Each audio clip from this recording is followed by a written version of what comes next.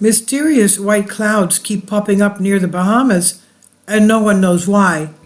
This is a picture by the whiting event in the Bahamas, taken by NASA Earth Observatory USGS.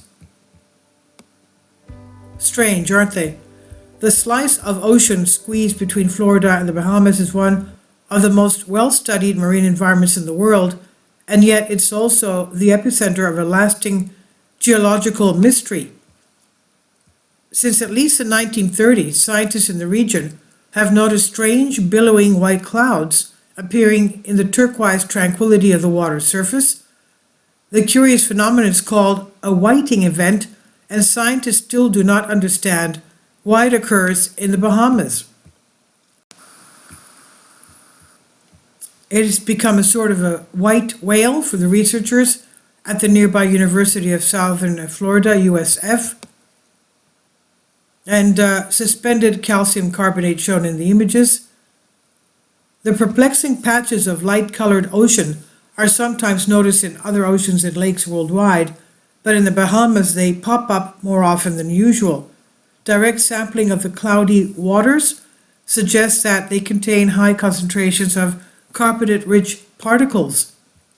Much of the Bahama archipelago sits on submerged platform of carbonate known as the Bahama Banks. Does this mean sediments are rising to the surface, or could it be that blooms of phytoplankton are actually producing the suspended material? No one knows the answers to those questions, but scientists at USF are determined to find out. They've used satellite images from NASA to show how whiting events ebb and flow in the Bahamas. The team does not know if the trends they've identified are natural or human-caused, but what they do know is that from 2003 to 2020, the size of these whiting events seems to correlate with the seasons. The largest patches occur from March to May and October to December. On average, the white patches were about 2.4 square kilometers each.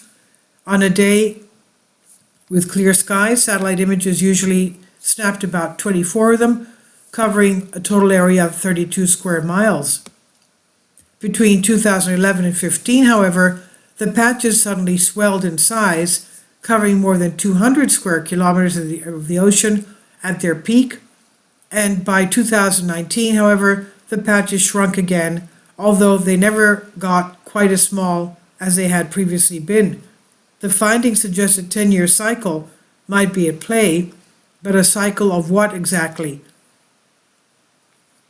A USF oceanographer, Xuan-Min Hu, said, "I wish I could tell you why we saw that peak in activity, but we're not there yet," he said. We do see some interesting relationships between environmental conditions, such as the pH, the salinity of the water, and the behavior of winds and currents, but we cannot yet say what exact mechanical, biological, or chemical processes were responsible for that peak in activity. More direct field experiments are needed, and not just in the Bahamas. Comparing whiting events in other regions could help scientists figure out what features they share in common.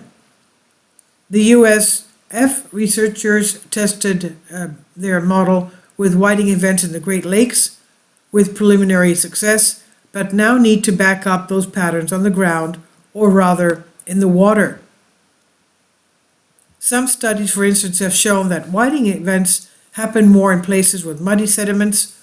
In addition, it could be that some ocean conditions favor the suspension of sediments and calcium carbonate in the water column. And as mentioned before, recent satellite data suggests white patches in the Bahamas are more common in spring and winter, and this is when the Florida currents that run north to south switch. Without more evidence, all of these theories will remain just that, theories. The study was published in Remote Sensing of Environment, and this is on Science Alert by Carly Casella. Please leave your comments. Thank you for your support. Kindly support my Patreon account. The daily posts are 5 videos daily, and they are totally different from what I have on my YouTube channel. Thank you so much for your support, and that you find all my content so interesting. You'll find the Patreon account details in the description box.